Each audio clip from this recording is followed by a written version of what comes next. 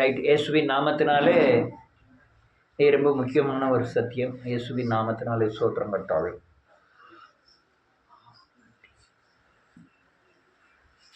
இயேசுவின் நாமத்துக்கு ஸ்தோத்திரம். இயேசுவின் நாமத்துக்கு ஸ்தோத்திரம். நல்ல கவனிங்க. இயேசு கிறிஸ்துவின் நாமத்தினால எப்படி கற்றுக் கொடுக்க போகிறேங்கிறது எனக்கு தெரியல.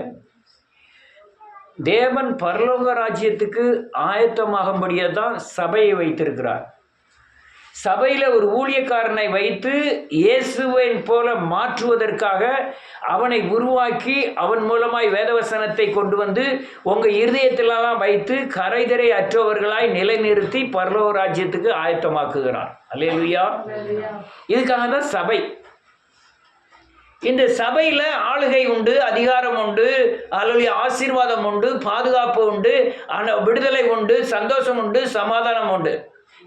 இந்த எல்லாத்தையும் இந்த சபை மூலமாக தான் தேவன் எல்லாவற்றுக்கும் பகிர்ந்து கொடுக்க வேண்டியதாக இருக்கிறது. ஒரு மனிதனுக்கு இருந்து வெளியே ஒரு நாட்டுக்கு போகிறான், நாட்டில் ஒருத்தருமே வேலைக்காரங்க இல்லை, அவன் குடும்பத்தோடு இருந்து சேவிக்கிறது தான் சபை. இப்போ 2 பேர் சேர்ந்து 4 பேர் சேர்ந்து சத்தியத்தை பகிர்ந்து கொண்டு அல்லேலூயா தேவனை ஆராதித்து இயேசுவை போல மாறணும். அதுக்காக தான் சபைகள் கட்டப்பட்டிருக்கிறது. ஆனால் இன்னைக்கு நிலைமை என்னன்னா, தேவன் சபையில எதிர்பார்ப்பது கனியை. சொல்லுங்க, கனியை. இந்த கனி எந்த சபையில இல்லையோ அந்த சபை சபிக்கப்படுகிறது. சபை என்றால் கட்டிடத்திலே கூடுகிற ஜனங்கள் மட்டுமல்ல, நாமும் தேவன் தங்கும் ஆலயமாகிய சபை. அல்லேலூயா. ஒரு மனிதன் பின்வாங்கி அல்லது பிசாசினால் தாக்கப்படுவதற்கு அல்லது சாபத்தில் திரும்பவும் தாக்கப்படுவதற்கு இவன் கனியை இழக்கும் பொழுது பிசாசினாலே பயங்கரமாய் தாக்கப்படுகிறான். அல்லேலூயா. அல்லது சாப பிடியில திரும்ப வீழ்ச்சி அடைகிறான். இந்த காரியம் ரெகுலரா சபை அல்லேலூயா வீழ்ச்சியினாலே அநேக சபைகளை நாம் பார்க்க முடியும். நான் எல்லாம் பக்கத்தில் உள்ள சபைகள் எல்லாம் பார்க்கிறேன். இந்த கனி இல்லாதனால உலக ஜனங்கள் படாத பாடுகள் கூட இந்த கிறிஸ்துவ ஜனங்கள் படுவதை கண்டேன். அல்லேலூயா. நான் அல்லேலூயா மேட்டின்மை சிந்தையோட சொல்லல, இந்த பகுதியிலேயே இந்த இடையாள் சபையில் விடுதலை அடைந்தது போல நான் எங்கேயும் பார்க்கல. இதுவரை நான் பார்க்கவில்லை. நான் ஒவ்வொரு ஆத்மாவையும் மனுஷனுடைய முகத்தை பார்ப்பதில்லை, உள்ள எவ்வளவு தூரம் விடுதலை ஆயிருக்கிறார்கள் என்பதை தான் நான் பார்ப்பேன். அல்லேலூயா. இங்க ஒவ்வொரு ஆளும் ஒவ்வொரு நிருபங்களாக இருக்கிறீர்கள். ஒவ்வொரு ஆளுக்கும் ஒவ்வொரு கோணத்துல ஒரு மனுஷன் கிரகிக்க கூடாத விடுதலையை கொடுத்து நடத்தினதை நான் கண்டேன். என்ன உலக்கைய முழுங்கின மாதிரி இருக்கியா? ஆமா, அப்படிதானே. ஒவ்வொரு ஆளுக்கும் ஒவ்வொரு கோணங்களிலே விடுதலை, ஒவ்வொரு கோணங்களிலே பிசாசின் போராட்டத்தில் இருந்து விடுதலை, ஒவ்வொரு வியாதியில் இருந்து விடுதலை. இப்படி எல்லாம் நாம் விடுதலை அடைந்திருக்கிறோம். எதன் மூலமாய்? சபையின் மூலமாய் இயேசுவை அறிந்தபடினாலே. தேவன் ஆசீர்வதிக்கிறவர் இல்லைன்னு மாற்று கருத்தே கிடையாது. பகிரங்கமாய் ஆசீர்வதிக்கிறவர். இயேசுவை போல ஆசீர்வதிக்கிற தேவன் இந்த உலகத்தில் ஒருத்தருமே கிடையாது. ஒரு தெய்வனும் கிடையாது. அல்லேலூயா. எப்படி ஆசீர்வதிக்கிறார்னா,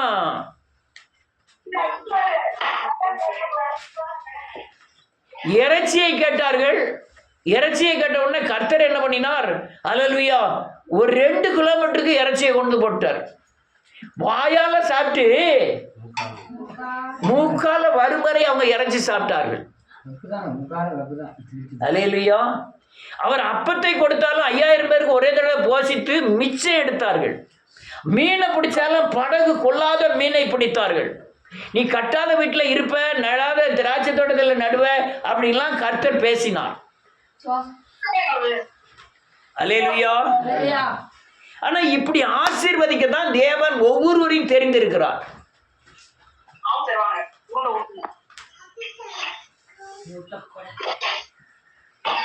அல்லேலூயா. நல்ல கவனிக்கணும். வானம், பூமி, மலைகள், மரங்கள் எல்லாத்தையும் உண்டாக்கினார். ஒரு மனுஷனை உண்டாக்கி அவன் பேர் ஆதாம் என்று சொல்லி இந்த பூமியை பூரா நீ ஆண்டு கொள்ள அப்படின்னு சொல்லிட்டார். அல்லேலூயா. ஐயா, எல்லாம் இருக்கு, எனக்கு மனைவி இல்லையா? இப்போ உடனே உனக்கு மனைவியை தரேன்னு சொல்லிட்டு அவன் விலாயலமை எடுத்து ஒரு மனுஷியை உண்டாக்கி, இதுதான் உன் மனைவி, இவளோடு நீ சந்தோஷமாய் சமாதானமாய் என்னோடு அல்லேலூயா உறவு வைத்து இந்த பூமியில வாழ்ந்துருன்னு சொல்லி கொடுத்துட்டார். அல்லேலூயா. அவன் இருந்த இடத்த பாருங்க. 2 ஆதியாகமத்தின் புத்தகம் 2வது அதிகாரம்.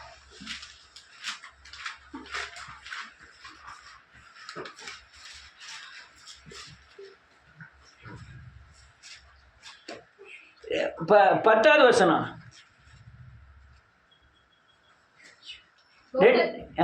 தோட்டத்துக்கு தண்ணீர் பாயும்படி ஏதேனில் இருந்து ஒரு நதி ஓடி அங்கே இருந்து பிரிந்து 4 பெரிய ஆறுகள் ஆயிற்று. முதலாம் ஆற்றுக்கு பைசோன் என்று பெயர். அது ஆவிலா தேசம் முழுவதையும் சுற்றி ஓடும். அவ்விடத்திலே பொன் விளையும். என்ன விளையும்? பொன் விளையும். அடுத்தது அந்த தேசத்தின் பொன் நல்லது. அவ்விடத்திலே பிதலோகம் கோமேதக கல்லும். இரண்டாம் ஆற்றுக்கு கீகோன் என்று பெயர்.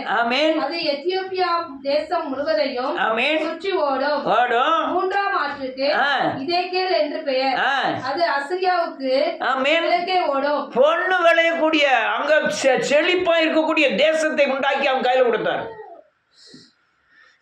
நீ முதலாவது பாத்தீங்கன்னா இவளைகள் எல்லாம் ஆண்டு கொள்ளுங்கள் என்றார்.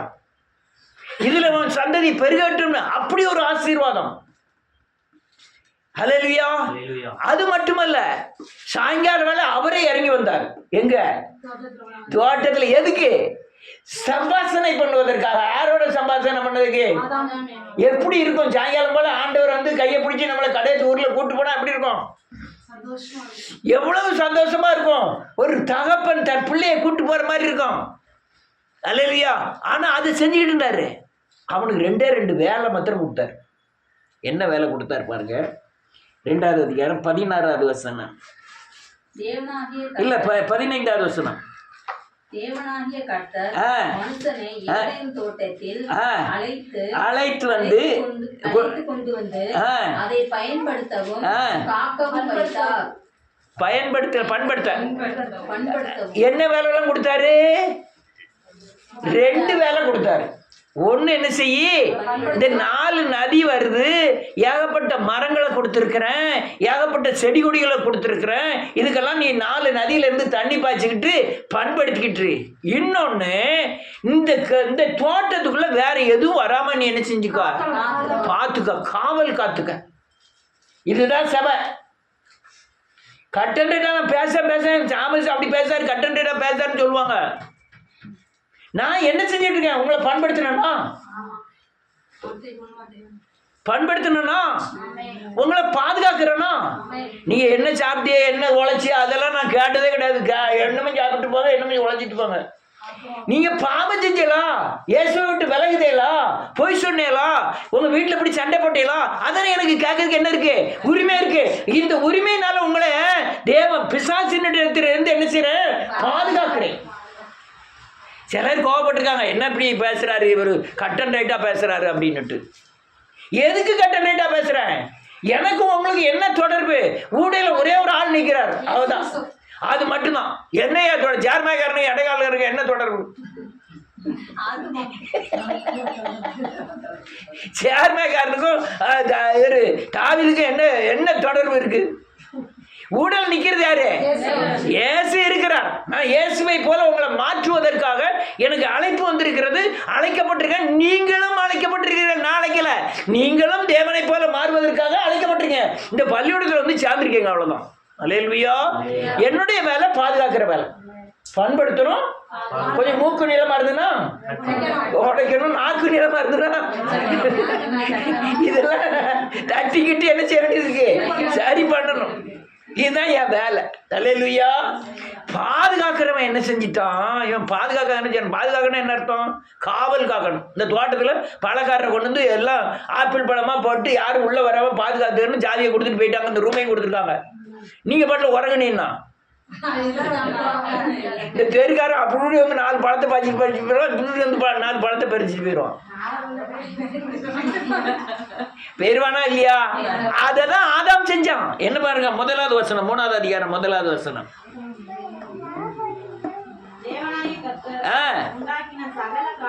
காட்டு ஜீவன்களிலும் சர்ப்பமானது தந்திரமுள்ளதா இருந்தது. ஆமென். வேண்டாம் என்று தேவன் சொன்னது உண்டோ என்றது. ஆமென். என்ன ஜீவன் வந்தது உள்ள? சர்ப்பம். என்ன ஜீவன் வந்தது உள்ள? நீ பைபிளை பார்த்து சொல்லுங்க.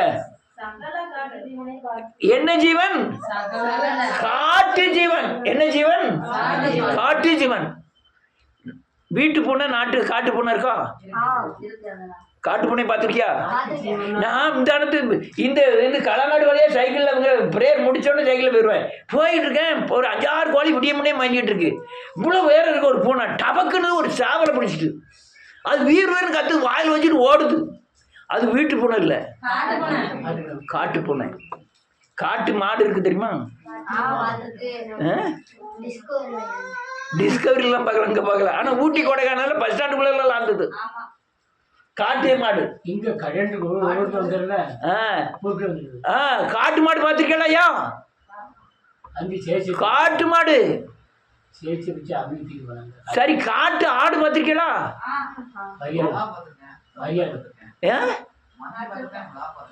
ஆடு உங்க ஆடு மாதிரியே தான் இருக்கும். அரையாடு எதுல பயம் தெரியுமா? பாறை, சுத்த பாறை. பாறையில எங்கேயா முடிப்பால குளம் இருக்கும்ல, அந்த பாறையில கடகடன்னு ஓடும். இப்படி தொந்தி மாதிரி இருக்க பாறையில அந்த முன்னில போய் நின்றுக்கிடும். நிறைய புலியோ அது கிட்டே போக முடியாது. இந்த பாறையில இருந்து அந்த பாறைக்கு தாகும். என்னது? காட்டு ஆடு. சரி, நீ மாடம் பாம்பான்னா என்ன செஞ்சிடும்? காட்டு மாடம் பாம்பான்னு தூக்கி தூரத்தி போய் போட்டு போயிடும். அதே மாதிரி இது என்ன மிருகமா? காட்டுல உள்ள ஜீவன். என்னது? சர்ப்பம். யார் பாதுகாக்கணும்? ஆதாமுக்கு தான் அந்த பொறுப்பு கொடுக்கப்பட்டிருக்கு. அவன் என்ன செய்யல? பாதுகாக்கல. பாதுகாக்கிறதுனால காட்டு மிருகமாகிய சர்ப்பம் என்ன செஞ்சிட்டு உள்ள வந்துட்டு. அல்லேலூயா. உள்ள வந்த உடனே இந்த கனியை சாப்பிடுங்க. ஆமென். எந்த கனியை சாப்பிடுங்க?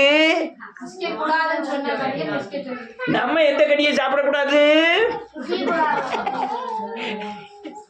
கோபம், பொறாம, அகந்த, துர்க்குணம், இச்சை, பொருளாசை, பெருமை, இதெல்லாம் நமக்கு என்ன செய்யக்கூடாது? சாப்பிடக்கூடாது. இந்த காட்டு மிருகம் என்ன செய்யும்? தந்திரம் உள்ளது. உங்களை நீ சர்ச்சில் போகும்போது நல்ல சோத்திரம் போட்டுக்கோ, வீட்டுக்கு போனோம்னா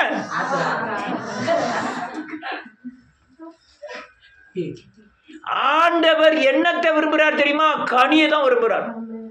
என்னத்தை விரும்புகிறாரு? நீ எப்படி எடுத்துட்டு போயா? உன்ட்ட பொறாம இருந்தனா தூர தள்ளிடு, பெருமை இருந்தியா கூட கொஞ்சம் தள்ளிடு, இச்சை இருந்தனா நீ அங்க தள்ளி இல்லை. அப்படிதான் சொல்லாரு. நீ அது இல்லையா? அன்பு இருக்கு, சமாதானம் இருக்கு, நீ என் கிட்ட வாங்க. இதை தேடிதான் ஒவ்வொரு ஆளையும், ஒவ்வொரு சபையையும், ஒவ்வொரு ஊழியக்காரனையும் தேடி போறாரு கர்த்தர். எதை தேடி போறாரு? உன் சொத்தை என்ன தந்துரு, உன் வீட்டை எனக்கு பேருக்கு எழுதி தந்துரு, இடத்த தந்துருன்னா கேட்காரு இல்ல. பணத்தையோ துட்டையோ எதையும் கேட்கல. உன் இருதயத்தை மட்டும்தான். இருதயத்துல என்ன இருக்கணும்? ஆவியின் கனி இருக்கணும். அல்லேலூயா. இங்க கனி இல்லை. இங்க கனி, அந்த கனி இருக்கு. சர்ப்பம் காமிச்ச கனி தான் இருக்கு. அல்லேலூயா. சர்ப்பம் காமிக்கிற கனி என்ன இருக்கும்? இங்க என்ன கனின்னு பாருங்க. 6வது வசனம். அப்பொழுது சிறியானவர் ஆமென். அந்த விருட்சம் புசிப்புக்கும் நல்லதும் பார்வைக்கு இன்பமும் புசிப்பை புத்தியை தெளிவாக்கிற இச்சிக்கப்படத்தக்க விருட்சமுமாய் இருக்கிறது கண்டு அதன் கனியை பறித்து புசித்து தன் புருஷனுக்கும் கொடுத்தார். நான் ஏன் சாப்பிடும், நீயும் அப்படின்னு கொடுத்தால் அவனும் நீ சாவணும் செத்துட்டான். அல்லேலூயா. எப்ப எதுல செத்துட்டான்? ஆவியில செத்துட்டான். உள்ள என்ன பேருக்கு? இச்சை பேருக்கு. பார்வைக்கு நலமான இச்சை பேருக்கு. இந்த பழத்துல இருந்த இச்சை அவனுக்குள்ள போயிட்டு சபையை கட்டி தேவன் அவர் சாயலுக்காய் மாற்றி கனிகளை எதிர்பார்க்கிறார். கனி கொடுக்கல. பயங்கர கோபம் வந்துட்டு ஆண்டவருக்கு. அல்லேலூயா. பயங்கர கோபம் வந்து என்ன பண்ணிட்டாரு? அந்த எல்லாத்தையும் சபிச்சிட்டார். பூமி, ஆதாம், ஏவாள் எல்லாத்தையும் சபிச்சிட்டார். முள்ளும் குறைக்குமா முளைக்கும் வாழ்க்கை. நீ நெத்தி வேர்வையினால சாப்பிடுவ. பிசாசு உனக்கு எப்பவுமே உனக்கு பெரிய பிரச்சனையா இருப்பான். பிசாசே நீ மனுஷனை இது பண்ணி ஏமாத்தினதுனால நீ என்ன செய்வாய்? மண்ணில் நகர்ந்து போவாய். நீ மண்ணை என்ன செய்வாய்? திம்பா. பொம்பளை நீ இப்படி கனியை கொடுத்த முடியினால வேதனையோட பிள்ளை பெறுவா. பிள்ளை பெறும்போது மட்டும் வேதனை இல்லை, அது ஒவ்வொரு நாளும் எப்போ பெரிய சங்கடம். நான் பிள்ளைகளை வளர்க்க பார்த்தோம்ல, ஆம்பளையால முடியாது. தாபிதே இவருக்கு முடியுமா? உங்களுக்கு பிள்ளைய பார்க்க முடியுமா? நாளைக்கு பேரம்பேத்தி வரட்டும், என்ன சங்கடம் தெரியுமா? எல்லாம் கொர்றன்னு உறங்கிக்கிட்டு இருக்க. உங்க 12 மணி வேகம் பாசத்தோடு, அன்போடு, இணக்கத்தோடு அவங்க பிள்ளைய தூக்கி வச்சு கொஞ்சிறத பார்த்தா இல்லையா? ராத்திரியும் பகலும் பிள்ளை வளர்த்து. சரி, வளர்த்தாச்சு போதுமா? சரி சரி, கட்டி விட்டாச்சு போதுமா? அது மெர்சியமா பிள்ளை வளர்க்கறத பார்த்துருக்கேன். ஏம்மா எந்திரிச்சு பேராத தட்டுலேயே கையை கழுவிடும், வாயை கொப்பிடிச்சு தட்டில் ஊற்றிட்டு நான் கொண்டு போய் போட்டுருந்தேன். வயசு என்னாவது? பிள்ளைக்கு 50 வயசாச்சு. இப்போ பிள்ளைய யார் தாயை பார்க்கணும்? குறிப்பிட்ட வயசு வரை தான் பிள்ளையே தாய் பார்க்கணும். குறிப்பிட்ட வயசு வந்த பிறகு தாய். சரி, கல்யாணம் முடிஞ்சாச்சு, 2 பிள்ளை வந்தாச்சு போதுமா? அதுக்கு ஒரு பிள்ளை வரணும். சரி, பூட்டி எடுத்தாச்சு. பூட்டிக்கு ஒரு பூச்சி புழுவை நான் பார்த்துட்டு தான். பிள்ளை பேர்னால வேதனை. அவ்வளவு சாபம் பண்ணார.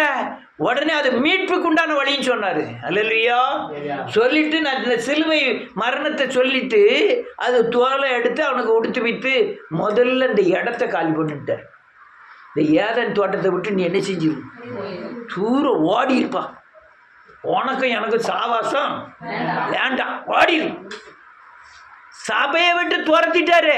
ஆதாமையும் ஏவாளையும் அல்லையா திக்கற்றவராய் மாற்றினார்.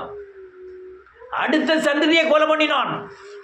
அதுக்கு அடுத்த சந்தி பயங்கர கொலைகாரர்களாய் மாறினார்கள், பவச்சார கல்லர்களாய் மாறினார்கள். 6வது அதிகாரத்தை நீங்க வாசிக்கும் போது மனுஷனை உண்டாக்கினதற்காக தேவன் மனஸ்தாபப்பட்டார். அல்லேலூயா. 6வது அதிகாரத்தை நீங்க வாசிக்கும் போது அல்லேலூயா அவர்களுடைய அக்கிரமம் மேல போய் எட்டிட்டு தேவ சமூகத்தில் அவருடைய கூக்குரல் எட்டிட்டுன்னு எழுதியிருக்கு. அழிக்க துணிந்தார் 7வது அதிகாரத்தில், 8வது அதிகாரத்தில் அழித்தார், 11வது அதிகாரத்தில் சிதறடித்தார். இதெல்லாம் பயங்கரமாய் செய்ய ஆரம்பித்தார் தேவன். அல்லேலூயா. சரி, இவங்க கனி தர மாட்டேங்காங்கன்ட்டு விரட்டிட்டார். எப்படி விரட்டினார் பாருங்க. அதே 3வது அதிகாரத்தில் 22வது வசனத்திலிருந்து வாசிக்கலாம். பின்பு தேவனாகிய கர்த்தர் இதோ மனுஷன் நன்மை செய்ய அறியத்தக்கவனாய், நன்மை தீமை அறியத்தக்கவனாய் நம்மில் ஒருவரை போல் ஆனான். இப்பொழுதும் அவன் தன் கையை நீட்டி கனியையும் பறித்து புசித்து என்றைக்கும் உயிரோடு இராதபடிக்கு செய்ய வேண்டும் என்று அவன் எடுக்கப்பட்ட மண்ணை பண்படுத்த தேவனாகிய கர்த்தர் அவனை ஏதன் தோட்டத்தில் இருந்து அனுப்பிவிட்டார். அவனை தூக்கி வெளியே போட்டார். ஏதன் தோட்டத்தை விட்டு அனுப்பினது மட்டுமல்ல, அடுத்த வசனம், அவர் மனுஷனை துரத்தி விட்டு போகும் வழியை காவல் செய்ய ஏதேன் தோட்டத்துக்கு கிழக்க கேருபீன்களையும் வீசி கொண்டிருக்கிற சுடரொளி பட்டயத்தையும் வாய்த்துட்டார். தேவ தூதனை நிப்பாட்டி உள்ள நுழைஞ்சன உடனே வெட்டிட்டு வாழை கையில் கொடுத்துட்டார். அல்லேலூயா. எப்ப முதல்ல உள்ள சபைகள் பார்த்தாரு, எப்பா இப்படி அடுத்தால பார்த்தாரு. ஒவ்வொரு தடையும் மனுஷனை கொண்டுகிட்டு இருக்க முடியுமா? பார்வன்ட்ட கொடுத்து பார்த்தேன் திருந்தலை, மோசைட்ட கொடுத்து பார்த்தேன் திருந்தலை, கானான் தேசத்துக்கு கொண்டு போனால் எல்லாரும் வழியிலே செத்துட்டான், கானான் தேசத்துக்கு ஒருத்தனும் போகலை. அப்போ நம்மளே இந்த சபையை நடத்த வேண்டியதான்ட்டு ஆண்டவர் மறித்து ஆவியானவரை கொடுத்து, ஆவியானவர் இன்னைக்கு சபையை நடத்துது யார் தெரியுமா? ஆவியானவர். கட்டளை இல்ல, நியாயப்பிரமாணமோ கர்த்தரோ அங்க இல்ல. நம்ம சபை நடத்துறது யாரு? ஆவியான. உங்களை உணர்த்துறது யாரு? என்ன உணர்த்துறது யாரு? பாவத்தை குறித்து உணர்த்துறது யாரு? சிலுவையை காமிக்கிறது யாரு? வசனத்தில் உள்ள அர்த்தங்களை காமிக்கிறது யாரு? சொன்ன வசனங்களை இருதயத்தில் நிறுத்துகிறது யாரு? ஆவியானவர். அவர் என்ன பண்ணிட்டாரு? இனிமேல் இந்த ஆள்களெல்லாம் நம்பக்கூடாது, ஒன்னே ஒன்று செய்வோம். அல்லேலூயா. நம்மளே இன்னுமே என்ன செய்யணும்? சபையை நடத்துவோம். அதனால 120 பேர் இருந்த இடத்துல அபிஷேகத்தை கொட்டி தள்ளிட்டார். தள்ளிட்டு அங்கங்க ஆவியானவர் சபை தான் பெந்தெகோஸ்தே. 50 நாள் அல்ல 50வது நாள் தான் பெந்தெகோஸ்தேன்னு அர்த்தம். அல்லேலூயா. கொஞ்சம் வேகமாக சொல்லணும்னு தான் வேகமாக சொல்லிட்டு போயிட்டு இருக்கேன். உடனே ஆண்டவர் சபையை நிறுத்திட்டார். இப்போ இருக்கிறது பூராமே யார் சபை? ஆண்டவர் ஆவியானவர்னால் நடத்தப்படுகிற இந்த சபை. இங்கே ஆவியான்ட்டு கனி வாங்கினா தான் என்ன செய்ய முடியும்? இருக்க முடியும். அல்லேலூயா. நீங்கள் ஆவியானவர்கிட்ட வர வாங்கினா தான் ஆவியின் வரங்களோ. ஆவியின் கனி அது, ஆவியின் வரம் வேற. ஆவியின் வரங்க 9 வரங்கள். உங்களை நல்ல வழிச்சா பாவத்தை குறித்து நீதியை குறித்து கண்டித்து உணர்த்துகிறவர் யாரு? இப்ப ஆவியானவர் சபையை நடத்துறாரு. இப்ப உள்ள கேடுபாடுகளை பாருங்க. அப்ப உள்ள கேடுபாடை விட இப்ப உள்ள கேடுபாடு தான். ஆமென். என்ன ஆவியானவர் தான் நடத்துறாரு. யார் சபை இப்படி இருக்கு?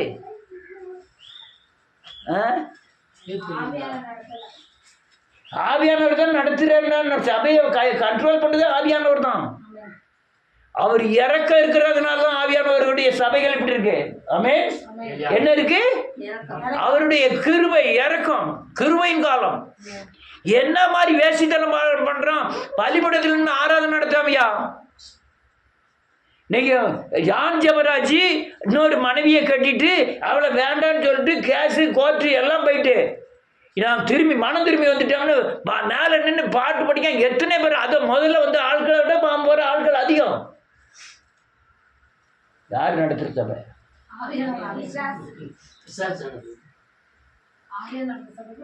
ஆவியானவரை பெறுவதற்கு சிலுவை உபதேசம் தேவை. மனம் திரும்பி பாவ மன்னிப்பு நிச்சயத்தை பெற்றாதான் நீங்க ஆவியானவர் பெற முடியும். ஆனால் சிலுவை உபதேசமே இல்ல, ஆவியானவர் இருக்கிறார். அது எப்படி? இல்ல இல்ல பிசாசு. அல்லேலூயா. அப்ப ஆண்டவர் கண்டிக்கணும்ல. நீ எங்க நாங்களே இருக்க, நீங்களே இருக்கீங்க. திடீர்னு உங்க வீட்டில் ஒரு பிரச்சனை, உங்களுக்கு ஒரு ஜான் வசூலிக்கு ஒரு பயங்கர வயிற்று வலி வந்துட்டு, இவன் வயிற்று வலிக்கு என்ன மருந்து? சிலுவை உபதேசம், மனம் திரும்புதல். இது மனம் திரும்பினா அவனுக்கு ஆவியானவர் உள்ள போறாரு. ஆவியானவர் வந்து முதல்ல செய்யக்கூடிய காரியம் அவன் வயிற்று வலியை, அவன் வயிற்று வலியை கொடுத்தது யாரு? ஆவியானவர். எதுக்கு கொடுத்தாரு? மனம் திரும்புக்காண்டி கொடுத்தாரு. இந்த உபதேசமே இல்லை. அப்ப ஆவியானவர் எப்படி நடத்துவார் சபையை? ஆமென். 2 பெண்கள் வாலிப பிள்ளைகள் சினிமாவில் எப்படி கட்டுப்பிடிச்சு சினிமா பாட்டு படிச்சு ஆடுனாங்களோ அதே மாதிரி பலிபடத்தில் ஆடுனாங்க. ஆவியானவர் இருப்பாரு. அப்ப ஆவியானவர் சபையா இல்லையா? ஏன் ஆவியானவர் இப்படி பார்த்துக்கிட்டு இருக்காரு? நிறைய காரியங்கள் என்ன நடக்குன்னு பாருங்க. ஆவியானவர் சபையை பாருங்க. ஏசாயாவின் புஸ்தகம் 5வது அதிகாரம்.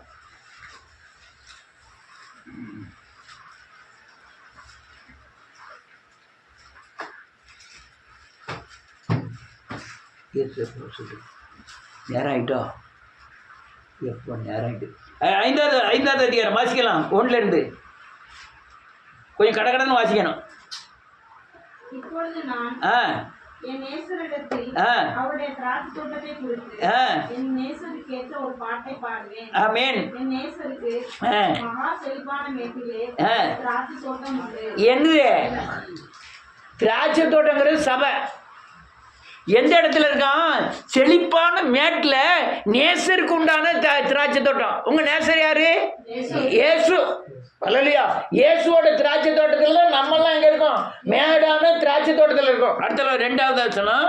அவர் அதை வேலியெடுத்து ஆ, அதில் உள்ள கற்களை பொறுக்கி அதை நற்குல திராட்சை செடியில நட்டு நட்டு அதன் நடுவிலே ஒரு கோபுரத்தை நாட்டி அதில் ஆணையையும் ஆ, உண்டு பண்ணி அது நல்ல திராட்சை பழங்களை தரும் என்று காத்திருந்தார். போதும். இப்போ ஆண்டவர் என்ன பண்றாரு, முதல்ல இருந்த அந்த ஆதாம்கிட்ட கொடுத்த சபையை நீக்கின பிறகு இவர் ஒரு சபையை ஏற்படுத்தி அதுல உள்ள கல்லு, அதுக்குள்ள கல்லுன்னு என்னது, நம்ம துர்க்குணம், நம்ம மீறுதல் எல்லாத்தையும் பொறுக்கி போட்டுட்டு ஒரு வேலி அடைக்கார். என்ன வேலி? ரத்தத்தினால் உண்டான ஒரு வேலி. அதுக்குள்ள ஒருத்தர் போகக்கூடாதுன்னு பாதுகாத்து ஒரு கோபுரத்தை கட்டாரு. என்ன கோபுரம்? இது எழுப்புதல் சபை அப்படின்ட்டு ஒரு கோபுரத்தை கட்டுறாரு. இது சிலுவை உபதேசத்தை அடிப்படையாக கொண்ட சபைன்னு கோபுரத்தை கட்டுறாரு. நல்ல பழத்தை கொடுத்து திராட்சரசம் புளியதுக்கு ஒரு ஆலயத்தையும் கட்டு வைக்காரு. என்ன ஆலயம்? அல்லையா, தேவனுக்கு உகந்த பலியா இருக்கும்படியாய் மனம் திரும்புதலுக்கு உண்டான ஆலை. என்ன ஆலை?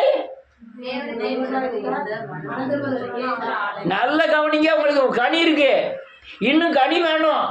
இந்த கனினால, எந்த கனினால? உங்களுக்கு இருக்க அன்பு, சந்தோஷம், சமாதானம், நீடிய பொறுமை, இந்த கனினால நீங்க சிலுவைக்கு போகணும். சிலுவைக்கு போய் இன்னும் உங்களை என்ன செய்யணும்? பிழியணும். என்ன செய்யணும்? புழிஞ்சு இன்னும் நல்ல கனி கொடுக்கணும். கெட்ட கனியை புழிஞ்சாதான் என்ன கனி வரும்? நல்ல கனி வரும். அந்த ரசத்துக்கு உண்டான ஆலையை ஏற்படுத்தியிருக்காரு. எங்க ஏற்படுத்தியிருக்காரு? எழுப்புதல்ல ஏற்படுத்தியிருக்காரு. ஏற்படுத்தி நல்ல கனி, நல்ல திராட்சை பழங்களை தரும் என்று காத்திருந்தார். அதுவோ கசப்பான நல்ல உறங்குது. கசப்பான பழங்களை கொடுத்து. ஆனால் எழுப்புதல் அவ்வளோ தூரங்கள்லாம் கிடையாது. பரவாயில்ல, நம்ம எழுப்புதல் ஒரு வசனத்தை கேட்டு நடக்கணும்னு நினைக்காங்களே, அதுவே பெரிய காரியம். வசனத்தை கேட்டு ஆஹா கர்த்தர் ஆசீர்வதிப்பாரா சோத்திரம் அப்படின்ட்டு போறதுக்குல்ல, தன்னை உணர்றாங்களே, தன் பாவத்தை குறிச்சு நினைக்காங்களா? குத்துப்படுதா? இதுதான் நல்ல தோட்டம், திராட்சை தோட்டம். அடுத்தால என்ன இருக்கு? 3வது வசனம். எருசலேமின் குடிகளே, யூதாவின் மனுஷரே, எனக்கும் என் திராட்சை தோட்டத்துக்கும் நியாயம் தீருங்கள். நான் என் திராட்சை தோட்டத்திற்காக செய்யாத எந்த வேலையை அதற்கு இனி செய்யலாம். அது நல்ல திராட்சை பழங்களை தரும் என்று நான் காத்திருக்க அது கசப்பான பழங்களை தந்ததென்ன? நான் இப்படிதான் நான் தான் ஏற்படுத்தினேன். சிலுவையை ஏற்படுத்தினேன், மரணத்தை ஏற்படுத்தினேன், அதுக்கு ஆவியானவரை சபைக்கு அனுப்பினேன், சபை ஆவியானவர் மூலமாக நடத்துறதுக்கு ஏற்பாடு பண்ணினேன். நல்ல தனியை தருன்ட்டு தான் நான் மறிச்சு ஆவியானவரை அனுப்பினேன். நல்ல உபதேசங்களை கொடுத்தேன், நல்ல தரிசனங்களை கொடுத்தேன், அநேகர் மனம் திரும்பினாங்க. ஆனால் கனி கசப்பான கனி. எது கனி தந்தது என்ன? நான் மறித்ததுக்கு உண்டான பிரயோஜனம் என்ன? நான் ஆவியானவரை தந்ததுக்கு உண்டான பலன் என்ன? நான் இப்படி செஞ்சேனே, எனக்கு கனி இல்லையே. கனினா அநேகர் என்ன நினைப்பாங்க தெரியுமா? நல்ல மனுஷன், ஆனால் கோபம் திடீர்னு நினைச்சுக்கிடுவான். அது கோபம் இருக்க இடத்துல தான் அந்த குணத்தை தூக்கி குப்பையில் போடுங்க. அந்த குணமும் இந்த கோபமும் குணமும் நல்லதும் கெட்டதும் இந்த கசப்பும் இனிப்பும் இங்க என்ன செய்யாதே, செல்லுபடி ஆகாது. குணம்னா குணமா இருக்கணும், கோபம்னா உலகத்தில் நல்லா சொல்லுவாங்க, கோபம் உள்ள இடத்துல தான். அதனால குணம் அவங்க கோபப்படும்போது சலிச்சு போயிருங்க. அது தேவனுக்கு விரோதமான பகை. அல்லேலூயா. கனியா கனிகளா? ஆவியின் கனிகளோ அவா, ஆவியின் கனியோவா? கனிகளா எழுதிருக்கு, கனிகளா எழுதிருக்கு. கனிகள் இல்ல, பாருங்களேன். கலாத்தியர் 5வது அதிகாரம் 23வது வசனமா?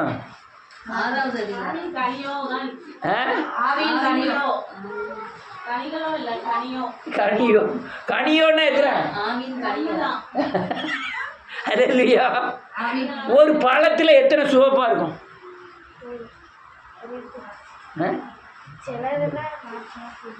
சில ஒரே பழம், மாம்பழம்,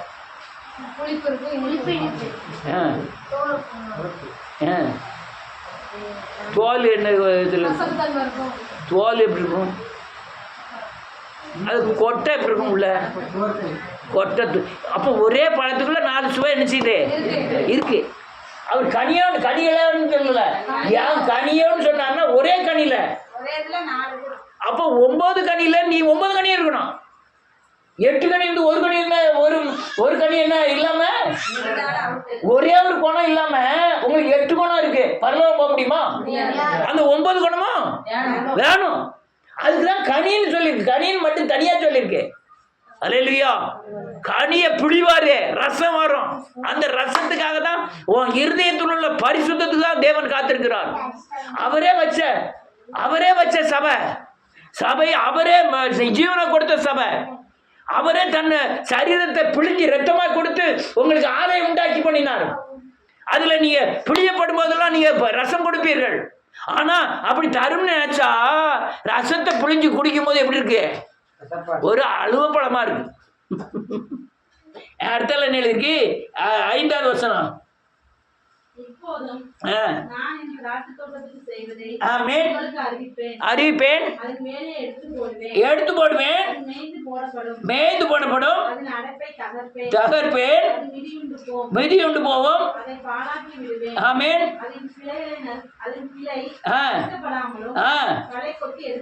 எடுக்கப்படாமலும் ஆமென் முளைக்கும்.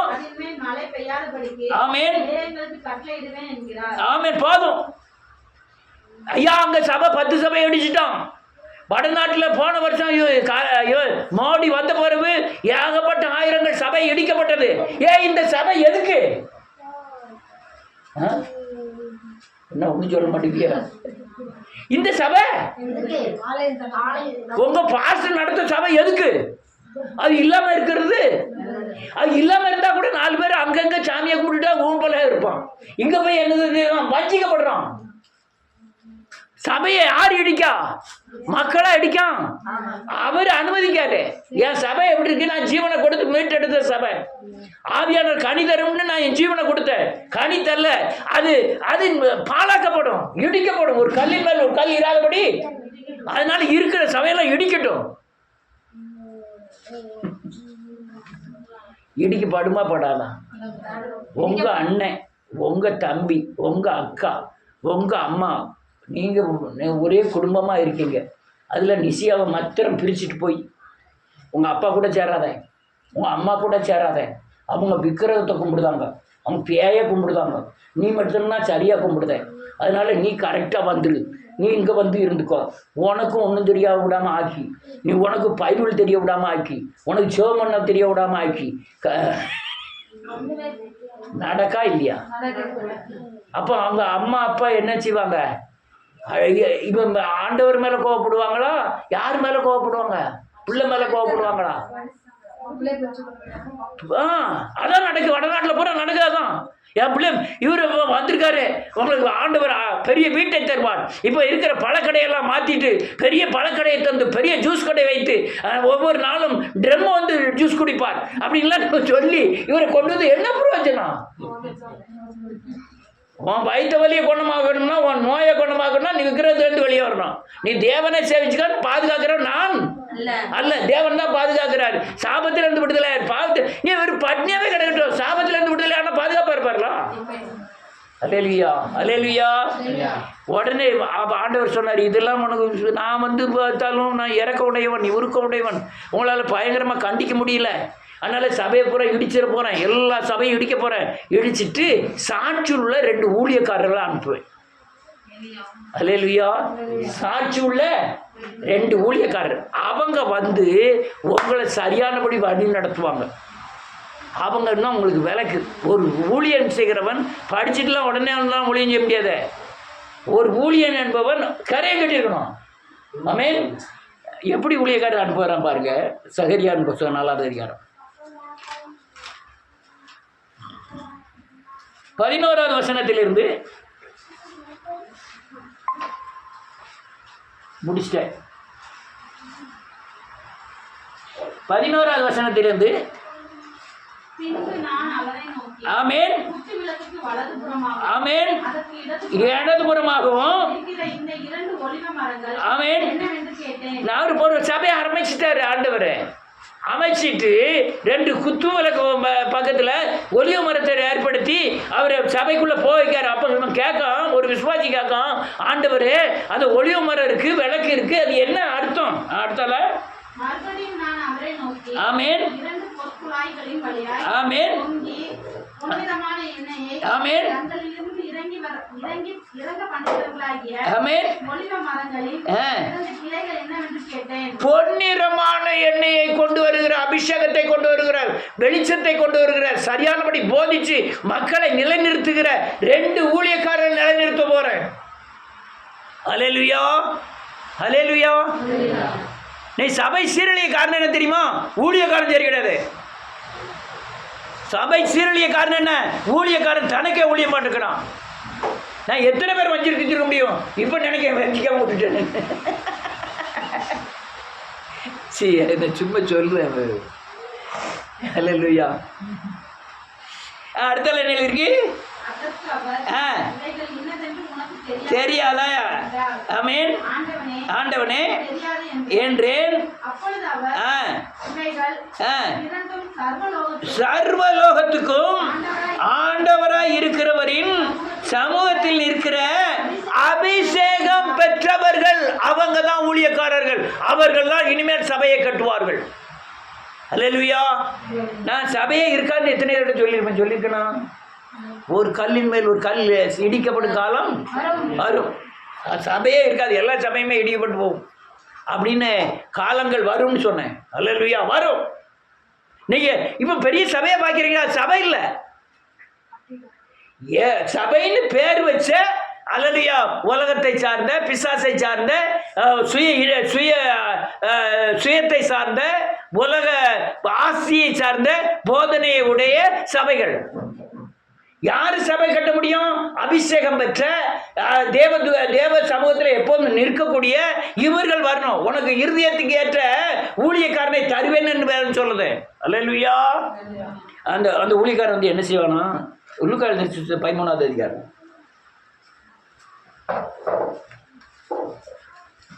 13 6வது வசனத்திலிருந்து. அப்பொழுது அவர் ஒரு உவமையையும் சொன்னார். ஒருவன் தன் திராட்சை தோட்டத்தில் ஒரு அத்தி மரத்தை நாட்டினான். அவன் வந்து அதிலே கனியை தேடின போது ஒன்று காணவில்லை. ஒரு நிமிஷம், இவன் திராட்சை தோட்டத்தில் எதை போய் நட்டுதாரு? திராட்சை பழத்துல அங்க தன்மைச்சாரு. திராட்சை பழம் சரியா தரல. இப்போ திராட்சை தோட்டத்துல வந்து எதை நாட்ட ஆரம்பிச்சாரு? நீ என்ன மரம்? அத்தி மரம். என்ன மரம்? நம்மள என்ன மரம்? நமக்கு கிறிஸ்தவர்கள் கிடையாது. நம்ம எங்க வணங்கிட்டு இருந்தோம்? அங்க எங்கேயோ போய் விக்கிரகத்தை வணங்கிட்டு இருந்தோம். நம்ம தான் அத்தி மரம். அத்தி மரம் என்ன செய்யும்? துளிர் விடும். அப்போது என்ன வருமா?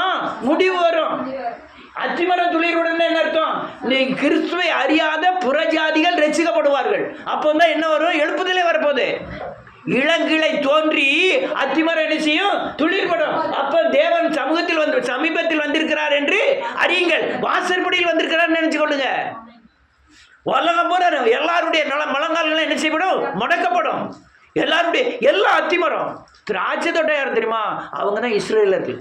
அவங்க இயேசுவை இப்போ இஸ்ரேலில் போய் நீங்கள் பைபிளை போய் துதிக்கி இயேசு தான் தெய்வம்னு சொன்னேன், உடனே அரெஸ்ட் பண்ணி உள்ள வச்சுருவான். அவன் சிவப்பு கிடாரி எங்கன்னு தேடிட்டாலே தான். தெரியுமா உங்களுக்கு? நியாயப்பிரமாணத்தை கைகொள்ள கொண்டுருவான். நீங்கள் இயேசு தான் தேவன் சொன்னால் உங்களை கொண்டுருவான். இயேசுன்னு சொல்லுவதுக்கு தடை அங்கே இஸ்ரேலில். அவங்க யாரு? திராட்சை தோட்டம்காரங்க. பழம் தரணும்னு நினைச்சா கனி தரும் தெரிஞ்சாரு, கனி தரல. யாரை தேடி வந்துட்டாரு? அத்தி மரத்தை தேடி வந்துட்டாரு. நம்மளாம் என்னது? அத்தி மரம். நம்மள்டையும் சில குறைகள் இருக்கு. அது என்ன எழுதியிருக்குன்னு பாருங்க. 7வது வசனம் கடன் வாதிக்க முடியுது.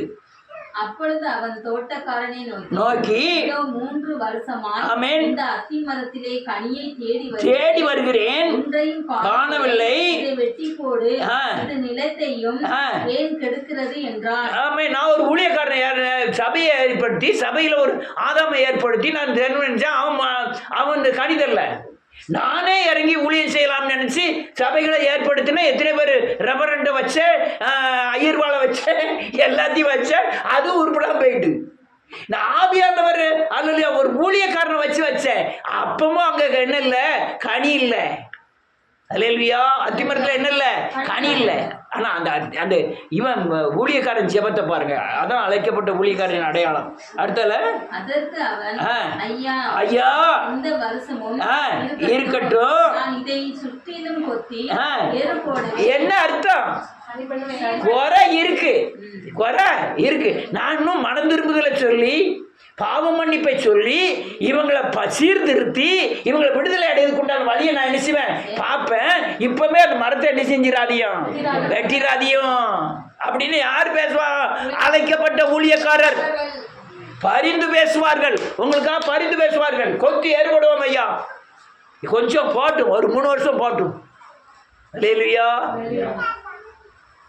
எத்தனை சபைகளை நினைக்கும் போது பயங்கர சங்கடமா இருக்கு. அடுத்தால என்ன இருக்கு?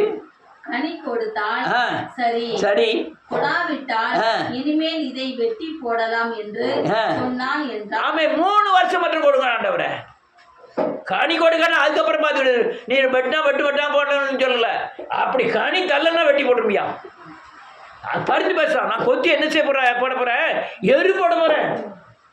வளர்ச்சி அடைவதற்கு எரு போட போறேன். அழைக்கப்பட்ட ஊழியக்காரர்கள் நிலைநிறுத்துவார்கள். அந்த கடைசி கால எழுப்புதல் ஊழியங்கள்ல அநேக இடங்கள்ல இப்படிப்பட்ட ஊழியர்களை கர்த்தர் எழுப்புவார். ஆமென். அவங்க பொன்னிற எண்ணெயினாலே நிரப்பப்பட்டவர்களா இருப்பாங்க. தேவ தூதனை போல தேவ சமூகத்தில் நிற்கிறவங்க ஒளிவு மர கன்றுகளை போல இருப்பார்கள். இன்னும் ஒரே ஒரு வசனத்தை வாசி மாத்திரம் முடிச்சிருந்தேன், நேரம் ஆயிட்டு. வெளிப்படுத்தின விஷயத்து 2வது அதிகாரம் 5வது வசனம். ஆகையால் நீ இன்ன நிலைமையில் இருந்து யாரு விழுந்து போனாய் என்பதை, நம்ம இந்த நிலைமையில் இருந்து விழுந்து போனாய் என்பதை நினைத்து மனம் திரும்பி ஆதியில் யாரு ஆதாம் காலத்துல செய்த கிரியைகளை செய்வாயாக. ஆமென். சீக்கிரமாய் உன்னிடத்தில் வந்து நீ மனம் திரும்பாத பட்சத்தில் உன் விளக்கு தண்டையை அதனிடத்து நீக்கி போடுவேன். விளக்கு தண்டை யாரு? தேவ நம்ம தூத ஊழியர்கள். உன்னிருந்து விளக்கிடுவேன். அநேகர் அலைய காரணம் என்ன தெரியுமா? விளக்கு தண்டை நீக்கிட்டாரு. சர்ச்சில் ஹாஸ்பிட்டல்ஸ் வாங்குறதுல உள்ள குத்து வச்சாங்கன்னா, உண்மையில சொல்ல எனக்கு காணிக்க வருது. அனாவசியமா 10 ரூபா செலவழிக்கிறது நான் விரும்ப மாட்டேன். அது ஏன் துட்டு இல்லை, நான் உழைச்ச துட்டு இல்லை. ஆனாலும் அதுல ரொம்ப கவனமா இருப்பேன். இது ஹாஸ்பிட்டல் சீட்டு வாங்கினதுல ரூபா என்ன ஆயிட்டு, ஊழியனை இழைக்க வேண்டியதாயிட்டு. நீ எங்கனாலும் போட்டேன், தப்பிக்க முடியாது. எங்கனாலும் போட்டேன், சவால் விடுதேன். எப்போ சரியாகும் தெரியுமா? மனம் திரும்பினா சரியா வரும். எண்ணெயில் 100 ஊழியக்காரன் கொண்டு வச்சுருவாரு. அல்லேலூயா. இதான் காரியம். அதனால கடைசி நாட்கள்ல முதல்ல ஆதாமை கொண்டு சபையை கட்டணும்னு பார்த்தாரு. அவன் தார்மார பண்ணான். ஆண்டவரே இறங்கி சபையை கட்டணும்னு நினைச்சாரு. அங்க ஆண்டவர் தானேன்னு சொல்லி ஒரே ஆட்டம். இப்போ ஒரு பாட்டு ஹிட்டு பார்த்தீங்கன்னா,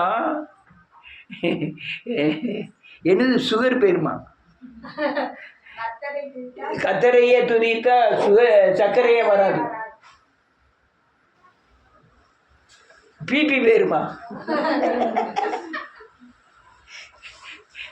படிச்சதில் சரியில்லை. அது ரொம்ப ஹிட் ஆகிட்டு. படித்ததில் தப்பே கிடையாது. இதே மாதிரி அடுத்தால 2 பாட்டு வரும், அதுதான் தப்பு. இவன் படித்த மாதிரியே இன்னும் 2 பாட்டு டப்பா குத்து பாட்டு வரும். அது பயங்கரமான ஆளுகளை தாக்கிடும். இவர் பக்தியில் படிச்சிருக்காரு. ஆமே, சூப்பர் ஹிட்டு, பயங்கரமான ஹிட் அந்த பாட்டு. அல்லேலூயா. இன்னும் எத்தனையோ பாட்டுகள் இருக்கு. சினிமா பாட்டு இருக்கு, பார்க்கணும். என்னெல்லாமோ அது யாபத்துக்கெல்லாம் வர மாட்டேங்குது. அதெல்லாம் யார் காலத்தில்? ஆவியானவர் நடத்துகிற காலத்தில். 1000-ல் ஒருவன் அப்படி ஒரு பாட்டு. தெரியாம இருக்காரு, நல்லது. இதெல்லாம் ஆனால் சபை பயங்கரமான ஊழியர்களை எழுப்ப போகிறார். அதனால தான் சபையை பயங்கரமாக கட்ட போகுது. எங்கே சபை இருக்கும்? இந்த கட்டடத்துலலாம் கிடையாது, வீடுகளில் இருக்கும். எங்கே இருக்கும்? தீக்காலம் குமந்தாரத்தில் ஜபக்கூட்டம். அங்கே நீங்கள்லாம் வரதுக்கு வந்து உட்காருக்கலாம், அங்கே இடம் இருக்காது. யாரு நீங்க வந்து உட்கார்றதுக்கு அங்க இடம் இருக்காது. அடுத்த மருது செம்புநல்லூர்ல கூட்டம் அங்க பார்த்தா அங்க நீங்களும் வர முடியாது, ஒருத்தரும் வர முடியாது. அங்க ஒரு சரியான கூட்டம் இருக்கும், அம்மானாலும் வர முடியாது. அடுத்த இடைக்காலில் ஒரு கூட்டம், இடைக்காலில் மாவெல்லாம் வீட்டுக்குள்ள வர முடியாது. யாரு இருப்பா?